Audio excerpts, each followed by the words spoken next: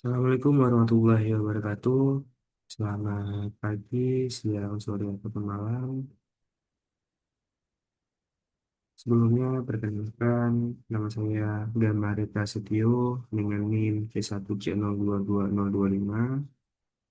Sebelumnya, pada yang terhormat Bapak Wirmia Putra selaku dosen mengampu pada mata kuliah Filosofi Syariah. Izin untuk membawakan materi pada kesempatan kali ini, Pak. Di mana materi yang akan dibawakan pada kali ini ialah akad istinsa.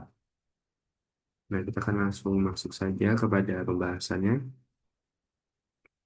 Nah, untuk pengertiannya, akad nisah ini lebih dikenal dengan pembelian barang secara pesanan. Berdasarkan fatwa Dewan Syariah Nasional, ya, atau DSN, istinsa ini merupakan jual beli dalam bentuk pemesanan pembuatan barang tertentu dengan kriteria dan persyaratan tertentu yang disepakati antara pemesan eh, atau biasanya disebut mustahni dan penjual atau yang biasa disebut sani. Nah, sisa ini dapat dilakukan antara penjual dan pembeli secara langsung dan dapat juga dilakukan dengan paralel. Istinsa paralel ini terjadi apabila penjual melakukan akad istinsa kepada penjual lain untuk memenuhi pesanan pembeli. Hal pembayaran dapat disepakati antara dua belah pihak, yaitu dapat dibayarkan di muka, dicicil, atau dibayar di belakang. Nah, barang yang dipesan ini sifatnya mengikat dalam tanggung jawab pembuat atau penjual saat terjadi transaksi. Mengikat ini memiliki makna bahwa pemesan tidak dapat membatalkan secara sepihak setelah barang itu mulai dikerjakan oleh penjual atau produsennya. Nah, menurut mazhab Hanafi, akad istinsa ini merupakan akad jual beli terhadap barang pesanan, bukan terhadap pekerjaan pembuatan. Jadi, jika penjual tidak membuat sendiri barang pesanan atau barang telah dibuat sebelum terjadinya akad istinsa, tapi barangnya sesuai dengan yang dipesan, maka akad atas barang tersebut dapat dibenarkan. Nah, Ustaz, akad istinsa ini merupakan akad jual beli dalam bentuk misalnya pembuatan barang tertentu dengan kriteria dan misalnya tertentu yang disepakati antara penjual dan pembeli.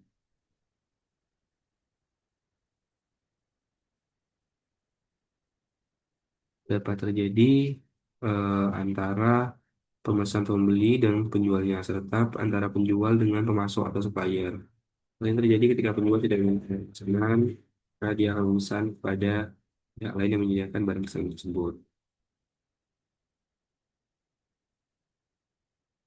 Nah, insya paralel ini diperbolehkan asalkan akad insanya tidak tergantung pada akad pertama, yaitu akad antara penjual dan pemasok tidak tergantung pada akad antara pembeli dan penjual.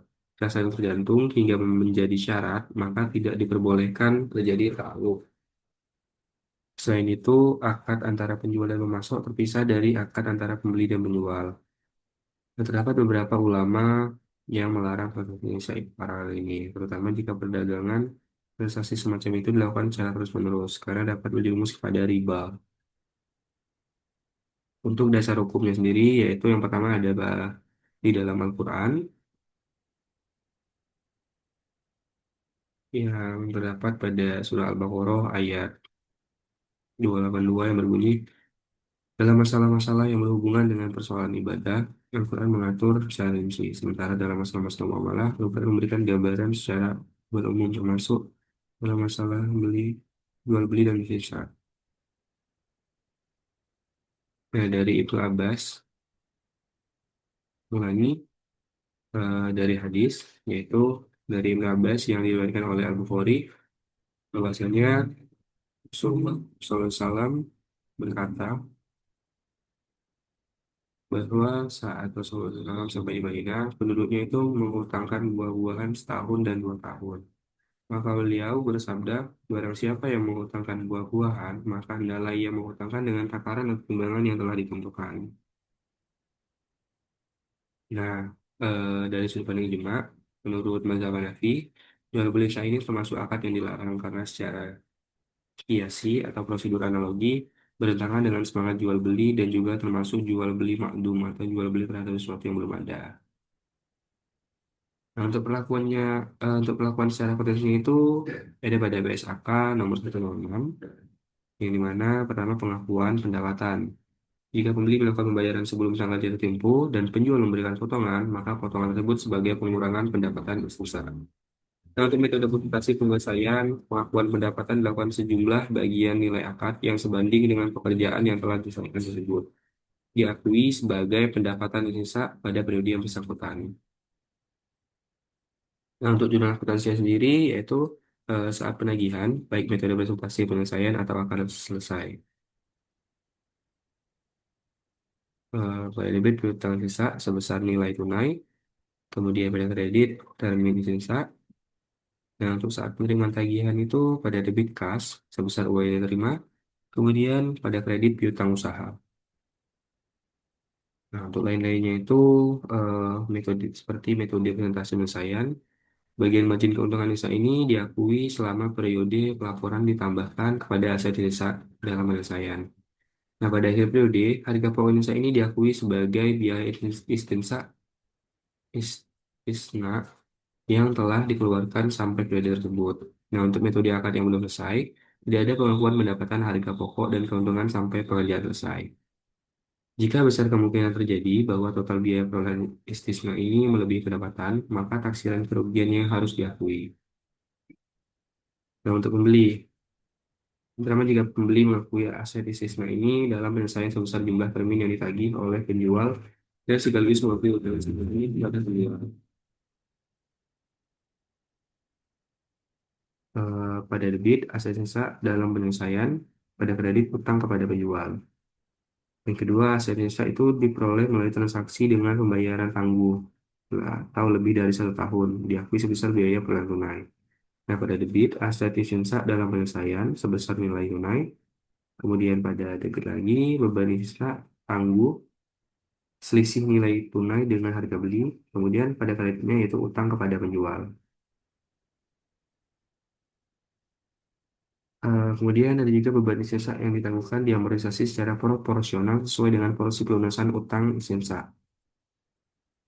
Pencatatannya itu pada debit, beban istisna, kemudian pada kredit, beban istisna tangguh.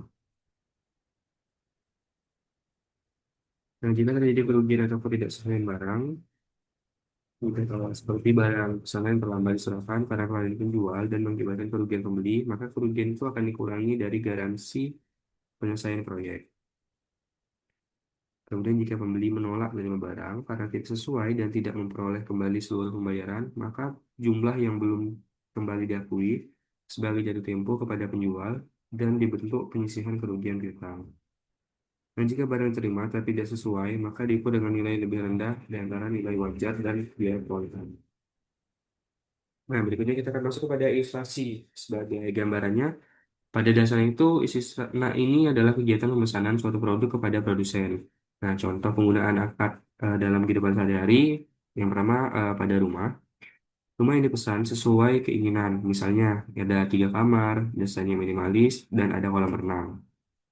Termasuk pada akad istisna. Contoh, pesan rumah KPR di perbankan syariah. Yang pertama, kemudian pakaian dan sepatu. Pakaian kostum, misalnya jersey sepak bola untuk 40 orang, sepatu dengan ukuran yang langka, kemudian juga jika transaksi dilakukan secara syariah, maka termasuk dalam akad istisna. Nah, mungkin demikianlah penyampaian materi yang dapat saya berikan pada kesempatan kali ini. Bila kurangnya saya mohon maaf, apabila ada tambahan mungkin boleh ditambahkan. Saya akhiri, wabillahi taufiq wal hidayah. Wassalamualaikum warahmatullahi wabarakatuh.